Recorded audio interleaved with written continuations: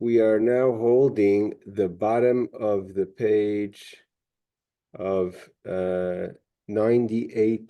So we're 98.1. Recording in progress. Okay. Let's bring up the page here. Hold on. Okay. So we're middle of the sugya, the subject of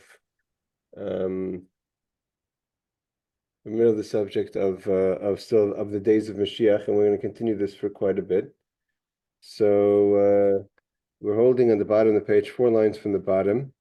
So it says like this: Sha'alu Talmidov, the students asked of Rabbi Yosef Ben Kisma. The students asked Rabbi Yosef Ben Kisma. The Rabbi Yosef Ben Kisma, if I'm not mistaken, lived in Caesarea. Caesarea was then today's still a beautiful city in the towards the north of Eretz Yisroel, and it was then a Roman city built by the Romans, or by Herod for the Romans, with Roman aristocrats that lived in Eretz Yisrael, lived in Caesarea, some of them, and he lived there, and he had good relations with the Romans. We know about Rabbi Yosef Ben Kisma. He had good relations with the Romans. At his death, all the Romans came to his funeral, and it was at his funeral that afterwards is when on the way back from the funeral, and based on the conversation Rabbi Yossi Ben Kisma himself had with Rabbi Chanina ben Tradion, one of the 10 that were killed by the 10 martyrs killed by the Romans, is they saw Rabbi Chanina ben Tradion teaching Torah, and that's when they caught him and burnt him, etc. Hey, Avi. Bottom page, Sadeches Amid Aleph. So Shalu Talmidav Rabbi Yossi Ben Kisma. The students asked Rabbi Yossi Ben Kisma, Emisai ben David Ba, when will the son of David come, meaning Moshiach come? Amra misyarani, I'm challenged, so to say, or scared. Anishema yitivakshu mimeni ois, that if I'm going to give you more information, you're going to ask for a sign. It's an interesting Gemorah. It's not really. It's a little cryptic. They're not exactly sure what's happening in this Gemorah. So Amar Loi. So the student said to Rabbi Yosef Ben Kisma, we won't ask from you a sign. The Yad Ramah says that he was in Rome at the time. We're not sure where Rabbi Yosef Ben Kisma was at the time. Again, he had very good relations with the Romans. He lived in Caesarea when he was in Eretz Yisroel. Amar Lahem. So then he answered. This is why the Yad Ramah says he was in Rome, because it depends where he's referring to. When this gate, seemingly the gate, like Rashi says, that was in Rome, will fall and be rebuilt. V'yipol v'yibana, will fall and be rebuilt. V'yipol, and then it will fall a third time. This is all alluding, it's like a cryptic message. I don't know if he's talking about literally a gate falling. And the third time when they're going to try to build the gate, they're not going to have the time Mashiach is going to come. So that's when Mashiach is going to come. So what did the students say to him? So they said to him, they said to Rabbi Yosef Ben Kisma, Rabbeinu tein lanu ais, give us a sign.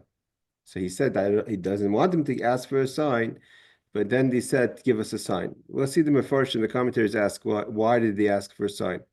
Amr Lahem, so he said to them, did you not assure me that you wouldn't ask for a sign? So Rashi says, Hashar Hazer shall iroimi. So here in the Gemorah, it doesn't say where this gate was. So Rashi says this gate was in the city of Rome. That's why the Yad Ramah would say that he was in Rome at the time. In Rome was this gate. Again, what's definitely clear from the Gemorah, that Rome is a representation of the superpower of the West. So in the time of Rabbi Yosef Ben Kisma, at the time of the Talmud, Rome was Rome. Today, Rome is not Rome. It's nothing, to be blunt. So Rome is referring to the superpower, which most of us like to believe is the USA, or something in that line, etc. The Rebbe spoke once about the fact that the UN was in New York, was kind of the Rome of its time. Speaking livnois pam shlishin, they won't have time to build it a third time.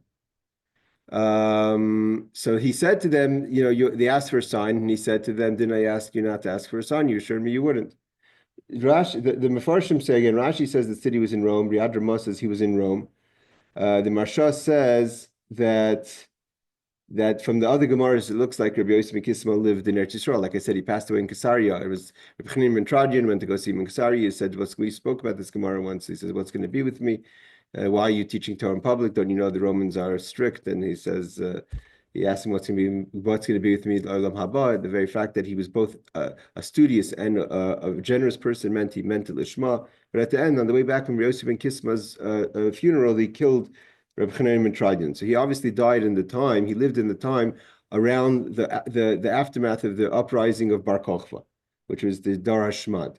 So Rabbi Yossi Ben Kisma, the Marsha says, lived there in Eretz Yisroel. Hey Shoki, at the bottom of 98a. So how could they say that this gate is in Rome? How could we be referring to this gate? He wasn't in Rome, he was in Eretz Yisroel. So he says, so there's opinions that answer that he originally lived in Rome, and then he went to Eretz Yisroel, which would explain how he had very good relations with the Romans, even during the degeneration of the Shmad after the aftermath of Bar Kokhba uprising. And the Ein Yaakov says that he has a girsa, he has a version of Rashi that says, Hashar hazeh shel roimi sheberoimi. He was there in Rome at the time, and therefore it's not a question. So it wasn't that he lived there, it wasn't that he once lived there, that he was just there at the time. His students were with him. So he said, also the commentators ask that why did they ask for a sign, even though they assured him they wouldn't ask for a sign? So when he said that the Moshiach is going to come when the gates of Rome fall, let's say according to everyone, it's the gates of Rome. Whether he was there, he lived there, he referred to there. So the gates of Rome fell. They didn't feel that was a miracle. They wanted something more miraculous. I mean, you could, after 2,000 years and after what's been happening, a lot of people had attributed things like the World Trade Center. There's a lot of things that have been attributed to this Gemorah about the gates of, what does it mean, the gates of Rome falling? So, but they said that's not a miracle. They wanted to see a miracle. So they wanted it to be miraculous, not that it should be natural. So what's the nace? So he says to them, back to the text, Amrulai, Afal Pikain. They said to him, so we still want to have a sign anyways. Amrulahem means like the commentaries say they wanted a sign that's beyond just the gates of Rome falling. Amrulahem, if that's the case, you have Chumei Ma'aris Pamyas Ledam, V'nefchul Ledam. So let the waters of the cave of Pamias, which is the source of the water that flows into the Jordan River, known as the Banyas River, the Banyas Falls. Right. So till today, those who know Eretz Yisrael, if you travel all the way north to the top of the Jordan River that leads into the Dead Sea, so you'll know there's the Banyas. The Banyas falls. So evidently the source of the Banyas is from a cave, and the water over there will turn into blood and turn into blood. The only problem with this ice is that it seemed like that was something that happened then. And they were, again, according to most commentaries, he was in Rome at the time of this conversation.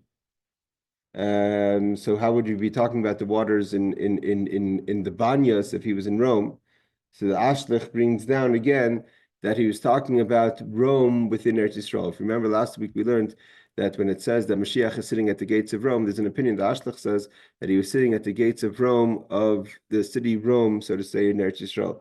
Where that city is, it seems like it's near Tzipori. Tzipori is today the Galilee, which is over the west side of the mountains over the Kinneret. It means it's more east than Caesarea is. Caesarea is on the sea, but it's heading towards the Galilee, which is over the Tveria. But still, Tzipori is a good distance from Banyas, maybe an hour's drive till today. Okay, around that long, especially with the roads. So Rashi says, what's mei paimis sheyar de noivim mimeno? This is where the Jordan comes from, which means the Banyas water. Like we learned in Bechayres, don yoitzim mimaris paimis mefarish hasam shaper. Okay, the Gemorah of that explains. Here Rabbi Steinzal says, and we're going to, again, he doesn't have, doesn't have the last line of the Gemorah, so I'm going to have to read it from the original text.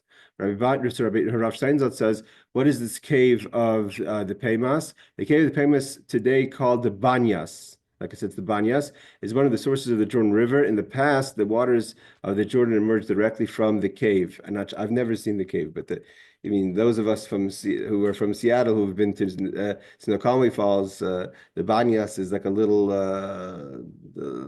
a few feet of water, but it's an important source of water for the Jordan, which is an important source of water for Eretz Yisroel.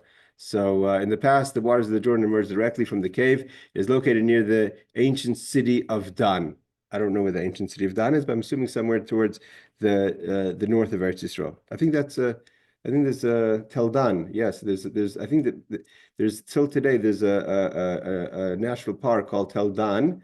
I think those would be and there's waters over there. I think that could be the connection to the waters of the Banyas. Okay, so he says. He finishes over here, but the Gemara finishes a little further. When Rabbi Yosef Ben Kisma passed away, I'm reading from the original text. When Rabbi Yosef Ben Kisma passed away, he wanted. This is a very complicated Gemara because why he said this. He obviously had the blessing of prophecy, what we call Ruach HaKodesh today, the divine spirit, because of a lot of things the Gemara we'd learned about Rabbi Yosef Ben Kisma. He didn't just say things. So he said that bury me deep. It means when he died, he wanted his students to bury him deep. I don't know if we know where his grave is today. If we would know, I believe it would be somewhere near Caesarea. So he said, bury me deep. Why? She'ein kol dekel v'dekel shebebavel she'ein sus shel parsim nikshar boy. Now he gives the prophecy of what's going to happen at the end of days. So he said, when they asked him when is Moshiach coming, he said when the gates of Rome fall twice after being rebuilt and falls a third time, doesn't get rebuilt. When they asked him for a sign, the waters of the Banyas turned to blood, seemingly at the time. We're talking about 2,000 years ago. When he dies is when he says is what's going to happen. When he dies, he says, bury me deep. Why? She'ein kol deka v'deka shebebavel she'ein susha parsim nikshar bayit. Now, again, Bavel is what's today modern day Iraq. Persia is obviously what's today modern day Iran.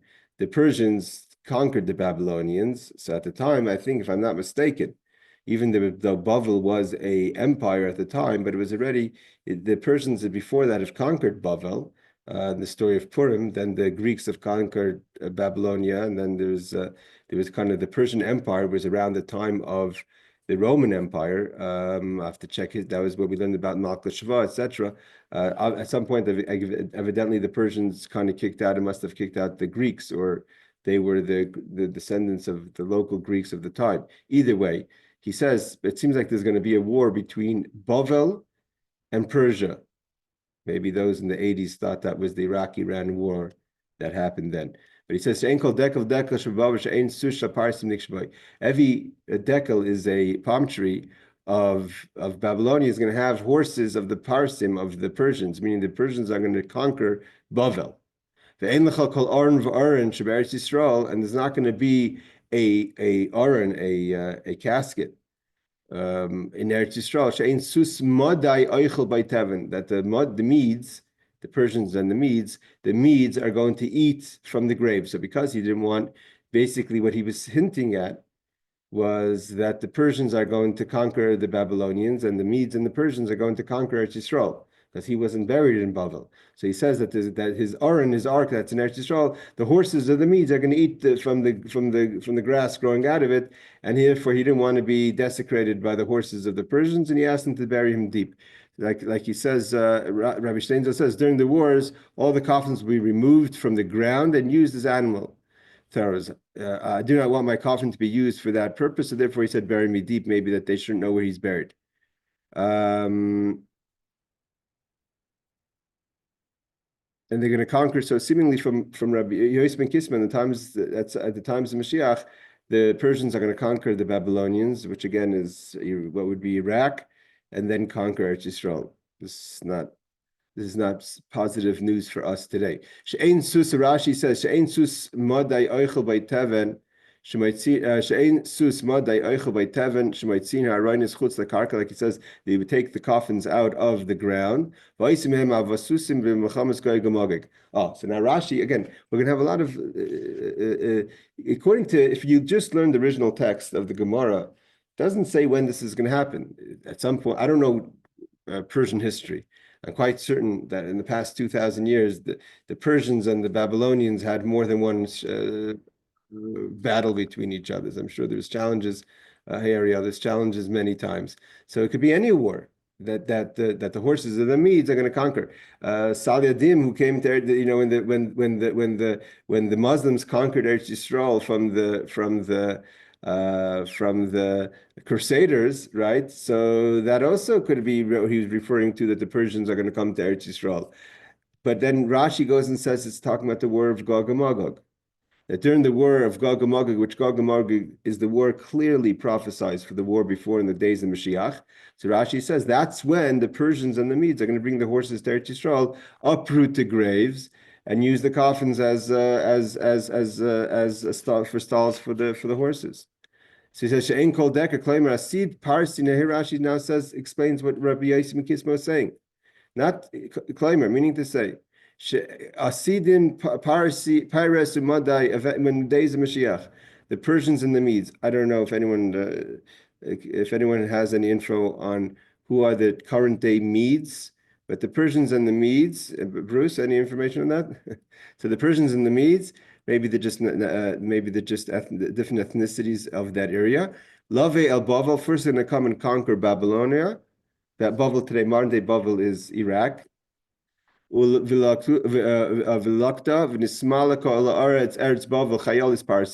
entire Bavel is going to be full of Persian soldiers, Visusehem and their horses. Therefore, they're going to tie their horses to the dekel, to the trees. And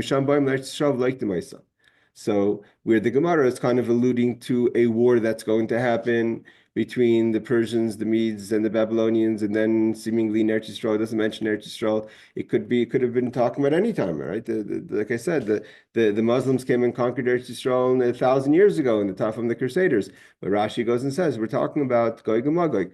Again, in all this, even Rashi lived in that time. Rashi lived in the time of the Crusades, right? So it's hard to understand exactly what he's referring to, as far as like everyone says, at the end of the day is, with all the information, we don't know anything. So he says, no commentaries that I have here bothered to give any more info. Amar Rav says, another complicated Gemara, seemingly following what Rashi learns in the past Gemara. So Rabbi Yosef Ben Kisma, again, Rabbi Yosef Ben Kisma was a visionary. He saw that Rabbi Chanina Matrad Yom would be burnt. He knew what would happen to the 10 rabbis that were taken. They asked him about the days of Mashiach. He said about the walls of Rome falling and the gates of Rome, the waters turning to blood. And then in his passing, by mentioning how he should be buried, he was telling us what's going to be with the wars from the Persians, which is today modern day Iran, and the Medes against both Babylonia, and then eventually in Eretz Yisrael, they will conquer Eretz Yisrael. Again, Mir Hashem, that's just something that happened already. But although Rashi says we're talking about the wars of Gog and Magog. Amar Rav says, Ein ben David ba the malchus harasha al Yisrael tisha chadashim. Now we don't know which Rasha is. Others say that this is talking about Malchus Roimi, that the Romans will conquer. Again, Rome is Western civilization, that or Christian countries. That's what we have to assume what Rome is when we talk about Rome. Then to Rome today. Hold on, Aaron. That Rav says that when Mashiach is not, Mashiach is not going to come until the Malchus Harasha, the wicked empire, is going to going to disperse throughout Eretz Yisrael for 9-month period.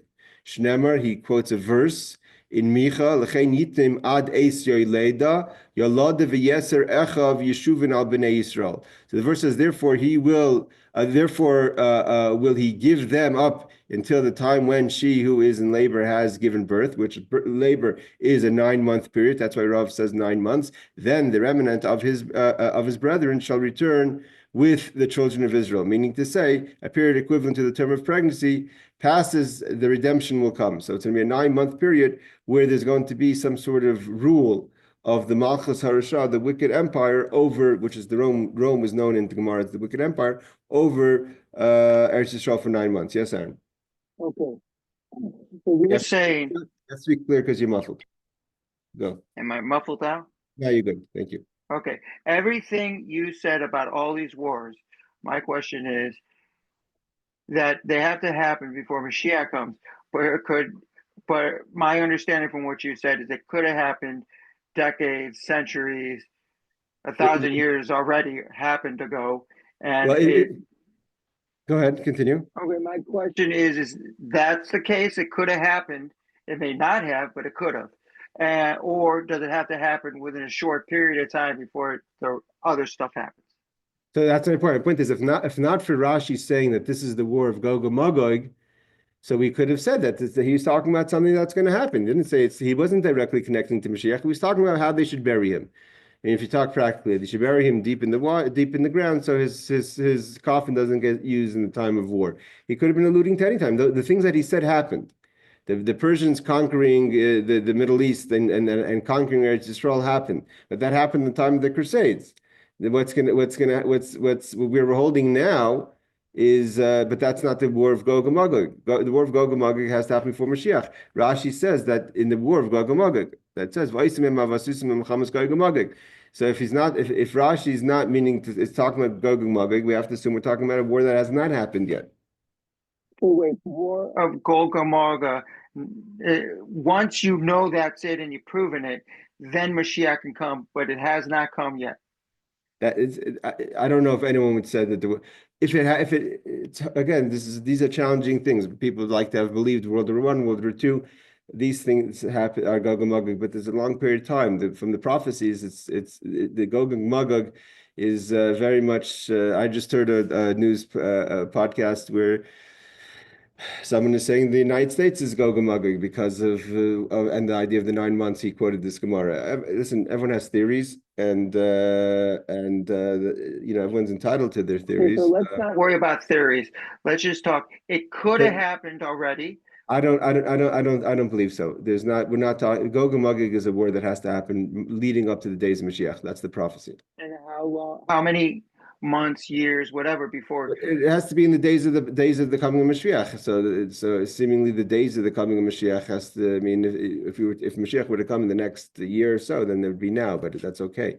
But Well, to say that it happened World War in the time of the Crusaders is a little far fetched. but let's just say I understand that, but let's just say World War I or II. Could that be? I don't know. okay, so no one knows. Knows. We're just No one- guessing. Which is, yeah. So he said the Mashar brings down that the reason why Rav said 9 months, so we quote the pasuk from Micha, it's like a pregnancy, that after the pregnancy and the birth is going to come the Shuvam, the Yeshuvim Bnei Yisrael, the Jews are going to return to Eretz Yisrael. And he says, Al Bnei Yisrael, Yeshuvin Al Bnei Yisrael. Rashi says, Hanu kol ha'olam she'Yisrael mufuzarim bay.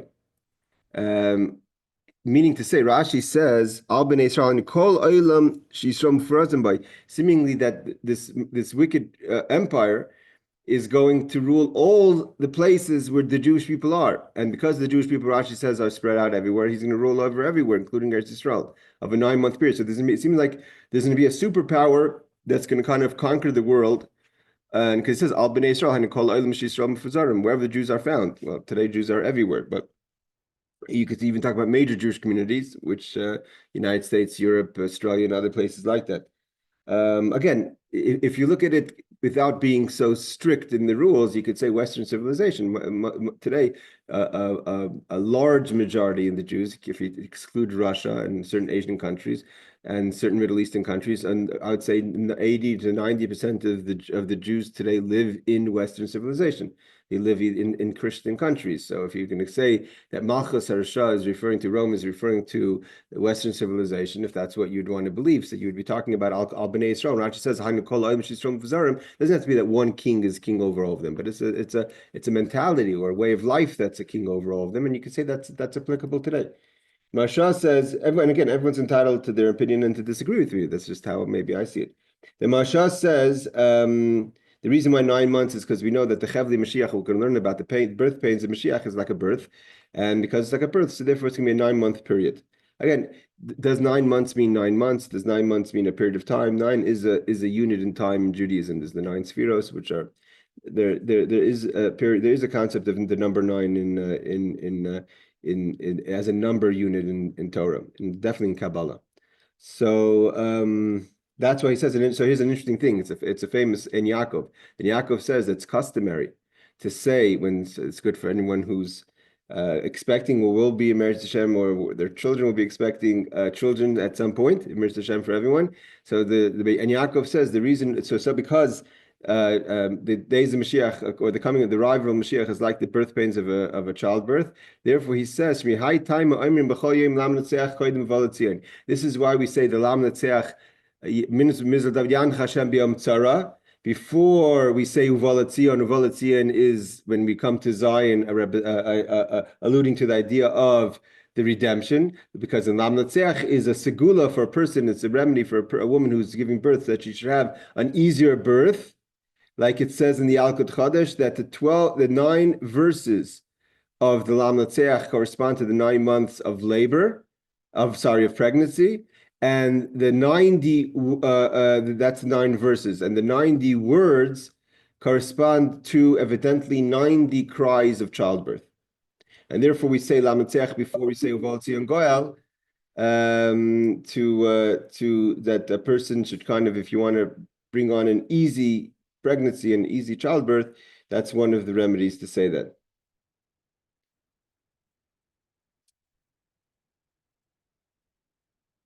So he says Rashi over there in Micha again says clearly that we're talking about the war of Gog and Magog and the returnees that are subjected to the rule of 9 months. Okay, Amar Ulah. Now comes the question. After we've described the days of leading up to Mashiach, do we want to merit to see those days? Right? Is something one would want to experience? Amar Ulah says, Yesi v'lo yachmina. He says, let him come, let the Mashiach come, but after my death, I will not see him. He doesn't want to see the coming of Mashiach. He does not want to experience the birth pains of Mashiach. V'chein Amar Rabah, the great Rabah, which was one of the Rosh Hashivas of Rabah and Rabbi Yosef, let him come, v'lo yachmina. I don't want to see him. He'd rather not live in the days of Mashiach. His counterpart, Rabbi Yosef, who ended up later becoming the Rosh Hashiva, he was offered to be Rosh Hashiva, and instead he yielded to Rabbah, but Rav Yosef was blind, very humble. It says there's no more humility because Rav Yosef represented humility. So he says, Yesi let him come the iski, and he should merit the Asif betula the chufufis techamra. Rabbi Yosef said, let him come, Mashiach, and I'll be privileged to sit in the shadow of the donkey's excrement, So he looked at it as opposite. It's a schutz, it's a merit to live in the days of Mashiach. Even if he has to sit in the donkey's excrement, that's worth it for him. He's meaning to say, like Rabbi Steinzal says, I'm willing to undergo all the pain and disgrace associated with arrival, right? All the belittling the Jewish people are going to go through, as long as he should experience the coming of Mashiach. And again, we learned the Mefarshim who said last week about the lepers who were sitting with the Mashiach, especially according to the version of the Ashlich that he's in heaven, that those are the tzaddikim who took on themselves the Chevle Mashiach, the birth pains of Mashiach. And again, then Yaakov says the reason why, unlike Rabbah, he says that Rabbi Yosef wanted to experience it because Rabbi Yosef was humble. He was a humble person.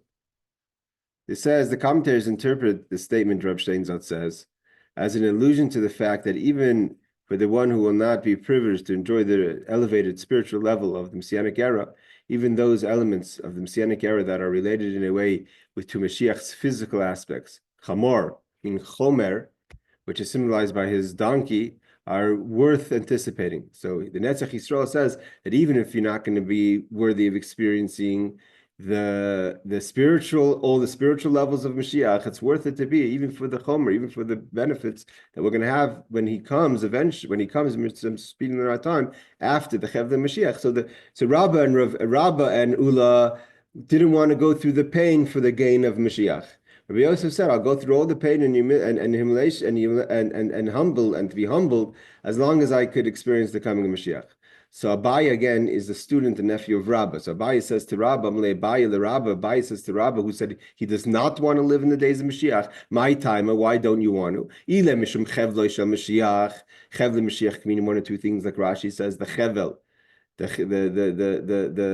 rope or the pain of Mashiach, and he didn't want to experience the pains of Mashiach. Vatani, we learned Shalu Talmidov es Rabbi Elazar. The students asked Rabbi Elazar, Mayas Adavinot Mecheves Mashiach. What should a person do in order to protect themselves from the birth pains of Mashiach, from the pain of the days leading up to Mashiach? Again, like the Micha says, the coming of Mashiach is described as a childbirth, and just like this child pains, therefore that we say Lam Natseach before Revolti and Goyal, to try to lessen the Chev Mashiach, the birth pains of Mashiach. So what should a person do? What are the remedies to do? So evidently you could say Lam Natseach Yan Hashem B'Yam Tzara, or you could also be Yasik b'Torah. You should learn Torah Gemilas Chasadim. So I guess there's lessening the pain and there's and not experiencing the pain. So if you're going to be preoccupied in Torah and Gemilas Chasadim, Marha Torah Gemilas Chasadim. So Rabba says, so Abaye challenged Rabba, why are you scared? You both have Torah and you both have good deeds, so you're not going to experience the birth pains of Mashiach. Again, anyone who's studied the beginning of Tanya, the time we know that the level of humility of Rabba was the beginning of Tanya, the whole basis.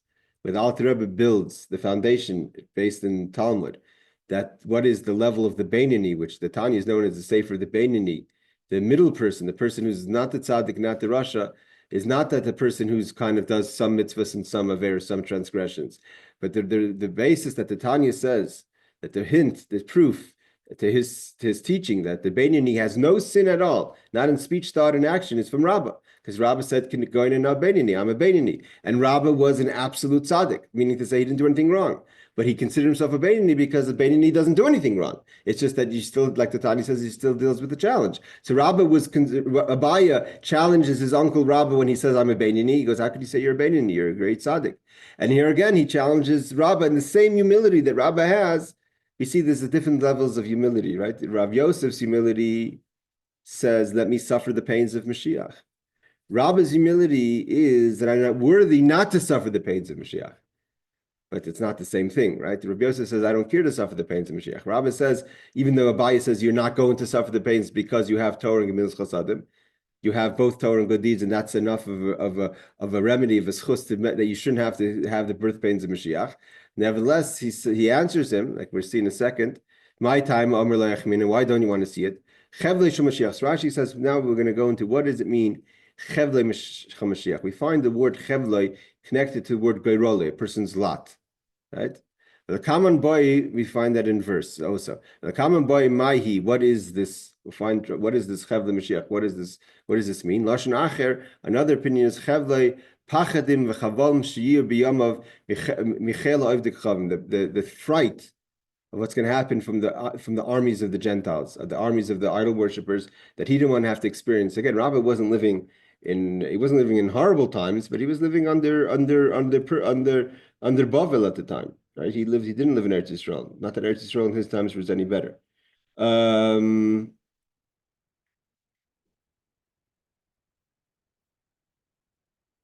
So he says, Amr Lei, so Rabbah answers Abaye.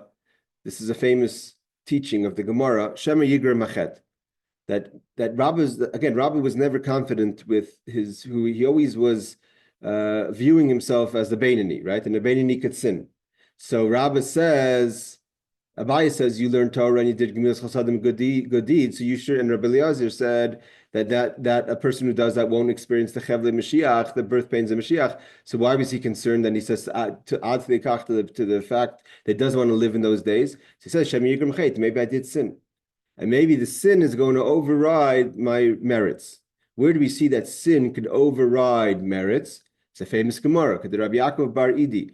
Like Rabbi Yaakov Bar Idi said, the Rabbi Yaakov Bar Idi Rami, he asked the question, famous question. Chsiv, it says when God is talking to Jacob, he says, "V'hine anoichi imach," I'm with you, before he goes to his uncle Lavan. Ushmarticha b'chol asher telech, and I'm going to be watching you wherever you go. So he has God's protection. God promised Yaakov he's going to protect him. And then when Yaakov comes back home to meet his brothers Esav, the verse says, Yaakov gets very afraid and distressed. So how can it's a contradiction? If he has God's protection, why would he be concerned? Why do you have anxiety? Why does he have fear? So he answers the famous answer, he was scared that Yaakov was scared that maybe the protection that God promised him was based on a certain level of behavior. And maybe he sinned, and the sin caused that Alter Rebbe Tanya brings this to Moshe also was concerned. And why were they concerned? The Rebbe has a whole beautiful talk about this and about the idea of bitachon, about trust, how if Yaakov was right, some people view that Yaakov was punished for being scared. Moshe was punished for being scared. And so here the Gemara says, what do you mean? Maybe they did a chait. If they did a chait, so they had a good reason to be scared. The question is, the Rebbe introduces the idea of Yiddish trachgut v'zangut, that if you were really positive thinking, it even overrides the idea of sin. But here he says, maybe he had sin. How do we know that sin could change how things could be? Meaning, Yaakov had protection from God, and maybe the sin would change that. And therefore, Rabah doesn't want to live in the days of Moshiach because maybe he has sin, and then that will override, so to say, or wipe away his chusim, his merits of his Torah and good deeds. Tanya, we learned, so Gemorah that's brought down in Sota, Ad Yavram Hashem. We say we're going to say next week in the Oz Yashir, we say Ad Yavra Am Hashem, Ad Yavra Am Zukunisa. Ad Yavra means we're going to pass over. So Zu be a Rishona. The first time it's talking about the first entry with Joshua to the land. Miraculous. All the Jewish people came in. The walls of Yericho fall. Ad Yavra Am Zukunisa, Zu be Yishnya. It's a very hard Gemorah. We'll see in a second why. That there's a second entry of the land, which is when the Jewish people returned after the destruction of the first temple with Ezra the scribe. And that was nowhere near the entrance of the land of Yeshua. He had to force people to come. They had no money. They couldn't properly build the temple. They were under the Persians still. The main thing was they were under the Persians. They had to get permission from Daryavish, Koresh, right? So it wasn't like entering the first time when they walked in free Jews. So the Gemara says, what does it mean? From this we see from the very fact that we compare the first entry, the second entry of the land, like the first entry of the land, that Ruyim Ha Yisrael Aslam Nes V'Yashnir. The Jewish people were supposed to have miracles when they entered the second time Eretz Yisroel with Ezra, like when they entered the first time, like when they entered with Joshua. At the Shagar Machet, there was a sin. So you see, even though clearly when the Jewish people sang the Shira, they were referencing to a possibility of an entrance the second time into the land. It would be like the first time with Joshua. Nevertheless, because there was sin, it didn't enter that way. We went in we were subjects of the Gentiles. You had to go. Nehemiah had to go with soldiers. Ezra. Okay, we all know the story. It wasn't pleasant entering the second time. What's the obvious question to this? The obvious question that I always have for this Gemorah, again, this is a Gemorah in Sota, is that the only reason why they were in Galus in the first place is because there was sin. What is the sin he's talking about? That there was a goyim chet. Seemingly the chet was that they served idols and they did the destruction of the first temple. But if not for the sin and destruction of the first temple, they never would have left in the first place. The only reason there was a second entry to the land with Ezra and the third entry with Moshiach is because there was sin. So obviously it's a little bit of a complicated thing. So let's see what Rashi says. What does it mean to have a miracle when they entered the land with Ezra for the second time? That it wouldn't be with this, it says that the Gemorah in Rosh Hashanah, Shuki, those who were learning with us Rosh Hashanah, we learned about how complicated it was to build a second temple under Daryavish. He came in, the planning, he got involved in the blueprints, he wanted trees, he wanted wood and beams, he was mixing, he was meddling in things he shouldn't have. And they had no choice. He was the king. So he says that they were worthy to have a nest. Like they were forced by Egypt, they could have had force over the king of Persia. Doesn't say that they would have that Persians would suffer. The Persians didn't exile the Jews; they just took over from the Babylonians, but they wouldn't have to be subjects of them. Seemingly, Rashi says, when is the second time they entered the land? Ezra, the day of Ezra, like the pasuk compares Ad Yavra, the first time coming in, to the second time coming in with Ezra. So obviously, it doesn't still answer the question unless they sinned in Bavel maybe like what Yecheskel says, they wanted to see they wanted to be the Jewish people wanted to be Cholam Beis Yisrael, and Yecheskel said Im B'Zrayim Chazaka, with a strong hand, Biad Chazaka. So it could be, there were sins that were done also in Bavel itself. It means the sin of destruction is one thing, but the entry of the land, they still weren't so worthy. Maybe the sin of Purim, I don't know. But it's seemingly, if you're just talking about the sin of Avodah Zarah, the sin of Avodah Zarah was why they were not in the land in the first place. I should see if he says over here the sin.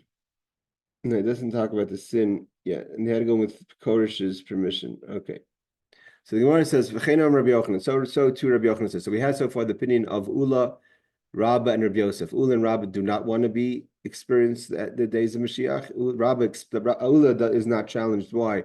Rabbi he feels that maybe he caused sin to be unworthy to not experience the Chevle Mashiach. Rav Yosef says it would be my honor to experience the Chevle Mashiach. I'd rather sit under the donkey of Mashiach and to take in the pains for Am Yisrael. We see different people for how they view things.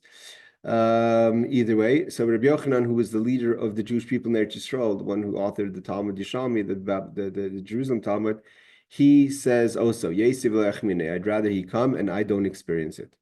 So he had a student / brother-in-law, Reish Lakish, and also he was Makarev, and Reish Lakish was Makarev to Torah, was brought close to Torah through Rabbi Yochanan. Also he became his Bar Plukta, the one who he argued with all the time. So Amar Reish Lakish said, my time, why don't you want to visit? Why don't you want to be in the times of Mashiach? So now he goes into describe the verses. Talk about the things the unpleasant things that are going to happen in the days of Mashiach that Rabbi Yochanan would not want to experience. If you want to say, because of what it says, just like a person, basically he's describing the days of Mashiach in such a way. Like a person is in the field and runs away from a lion. Seemingly you run away from a lion to that's it, to protection. But you run right into a situation of Pagay Adov, and from the lion you run into the bear. So you're going from one difficult situation to the next difficult situation. Then you come home, and you just try to get your balance, so to say. You put your hand on the wall, and then the snake bites you, meaning that difficulty follows difficulty, which follows difficulty. You keep on trying to run to shelter and protection, and horrible things keep on following you. So it says, you don't have to worry about, say that's specifically Mashiach. A person could experience that today. For instance, you could go out to your field, which is your parnasa, your livelihood, and you meet the santer, which is the government-appointed inspector who inspects your land and says where are the legal boundaries of your property, and cuts your property in half. Says, this is not your property. Your properties, these are your boundaries of your property, right? When you bring in an inspector, they want to check if you built everything right. So the santer comes in and damages your business, your parnasa, because he or she cuts your size of your field. So that's the Gamisha Pagari. That's like as if you met a lion. I guess one could analyze why is the lion the inspector. Nichnas lior paga by gabai. He goes back from the field, from outside, back into the city, and he meets the guy, the tax collector. So now first he's getting hit on his income, and now he's getting hit on his income tax. That's like as if you met the bear. So now he's financially challenged. His income isn't good, and the taxes are high. So he goes home to try to provide. It means they rely on him to provide. He sees his children starving, hungry. He can't give them food, shelter. That's the snake. So Rabbi Reish Lakish says, that's something seemingly that could happen at any time. My time. Rashi says, what Reish Lakish asked him, what are you concerned about is going to happen in the days of Mashiach that you want to avoid? Says Santer, he says in Bab Basra says, Bar muchsenaya sheyoyde meitzer hasadis v'guvuleyan. He knows all the boundaries of the fields. So he's telling you what is your field boundaries. So if you thought that you had an acre, now he tells you you have half an acre. Ad kan shalplani mikan ve'elch shalplani. He's the one who decides for the government where your boundaries stop and someone else's property line starts. He, because he's the state inspector, he's the one who has the final word to say where your property line ends and the next person begins. So Rashi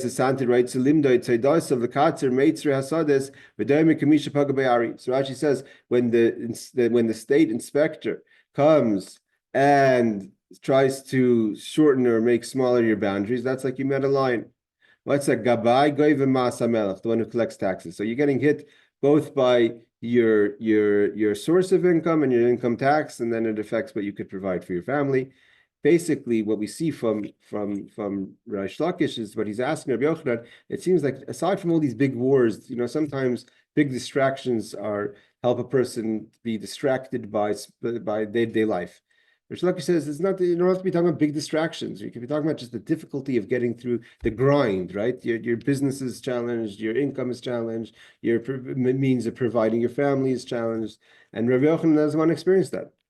He says some hold that this is from the Greek, okay, where the word comes from. Or either way, it's the one who gives the inspector, who gives the property line. Let's just go a little further. So Rabbi Yochanan said to him, no, that's not what I'm concerned with. Because it says, Shalu no re'i im yoyled zachar madu re'isi kol gever yadav al chalotzav k'yeledav v'nehefchu kopanim l'reikon. So he says like this, ask now and see whether a man gives birth. He doesn't, right? So why then do I see every man, kol gever, with his hands on his loins as a woman is in labor, and all faces turn green? So if you're not giving birth, why are you pretending like you are giving birth? Why are you showing as if you're in birth pain? So he explains, Mari isi kol gever, Amar Rav bar Yitzchak, Amar Rav bar Yitzchak is obviously another Rav because it's the name of Rav. Misha kol gvura shaloi, v'nepcha kol panim l'reikon. We'll see the commentaries argue on what this means. So what does it mean? Which gevura? Basically, your Miyahu is asking, if you see, could a man give birth to a child? No. So madua reisi kol gever. Why do I see every gever? Gever is supposed to be a person of strength. The word gever is from the word gvura. Yadav achalotzav ki'eleda, as if he's giving birth. His hands are on his loins and his face is all green. So who are we referring to? There's arguments if this is referring to Hashem or is referring to people. Misha kol gvura shalai. Who's the Gibor? The Gibor is God, who all the Gvura belongs to him. What does it mean their face turned green? Rabbi Yochanan said, we'll see what this means in a second. Both in the upper realms and the lower realms. What's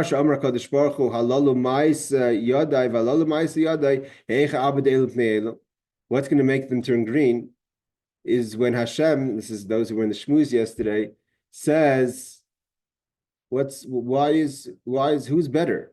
Why are the Jews any better than the Gentiles? He says, God say, Halalu ma'asi yadai, these are my handiwork, but Halalu ma'asi yadai, and the others are my handiwork.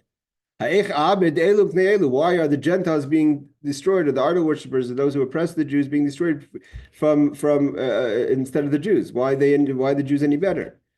And therefore the Pamali Shemaila, therefore they turn green, they get nervous. Why is God saying that?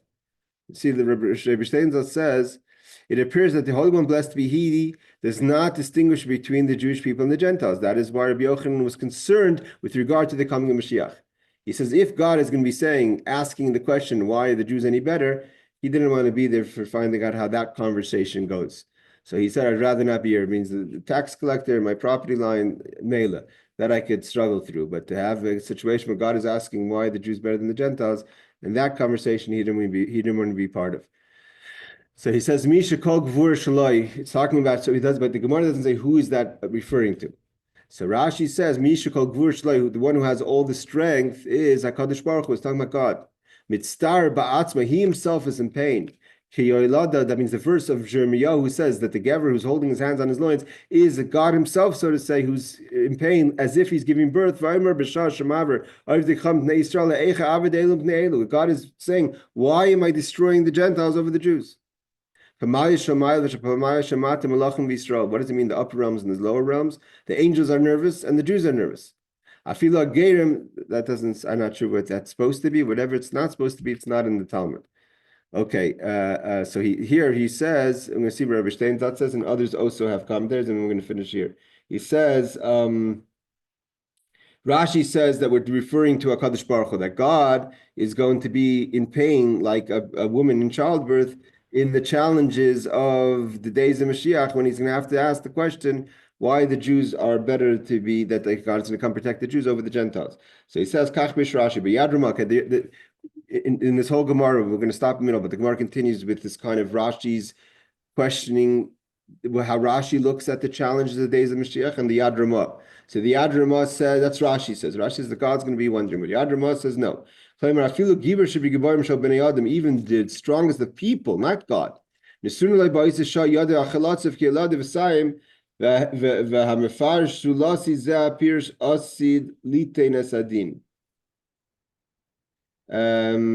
says that I'm talking about judgment, so even the strongest person who's after the judgment is going to be nervous. What does it mean turning their face to green? He says again, Rashi says that it's talking about the Jews, the Jews and the angels are going to be concerned. So the Yad Ramah says like this: the Yad Ramah disagrees with Rashi. God does not have any doubt. It's talking about to the attribute of compassion that argues the case to God. The attribute of the attribute of compassion tells God, why are you destroying the nations? And so this is a clear attribute, I think. He says, and the attribute of compassion is a creation like any other creations. This is the Yad Ramah says. So if the attribute of compassion is a creation, therefore he's the attribute of creation, of compassion is questioning God like anyone else would question God. Another explanation is and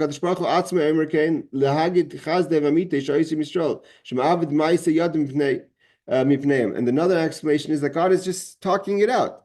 That even that he's not saying it in a way of regret or doubt. He's saying, I want you to know I'm going to destroy my one handiwork for the sake of the other handiwork, because of course, I'm going to take care of the Jewish people. So where Rashi says God is kind of in a way of wondering, and therefore Rabbi Yochanan doesn't want to be in such a challenge, the Yad Ramah doesn't accept that explanation, and he continues to have a strong view of God's opinion, God's desire to help the Jewish people in the time of the redemption. Yad Ramah continues this view throughout the Gemorah. So he says, he quotes over here again, the Ramah explains that the reference is to the mighty of the Jewish people who will then be insecure. So the Jewish people are going to be insecure. It's thinking that maybe they're not going to be protected, but Hashem will surely protect them. According to the Ramah, the statement cannot be attributed to God. Like I just said, the Yad Ramah does not agree that God says, this is my handiwork, this is my handiwork, like Rashi says. Instead, everyone, both the Jewish people and the angels, will question whether the Jewish people deserve to have miracles performed for them at the expense of the Gentiles. No, I don't need it. I'll leave it, let everyone's imagination about that one, about the Jewish people themselves questioning if there's if they deserve to be protected on the expense of someone else. That conversation is happening right now. Okay, let's stop here. Any questions? Otherwise, yes, Aaron. Okay. I'm just curious, knowing that you guys, Lubavitch, Chabad, worship the coming of Moshiach more than any other group of Jews, and you sing about it, you want to be there. What did the Rebbe say about the guy who doesn't want to be there at that time?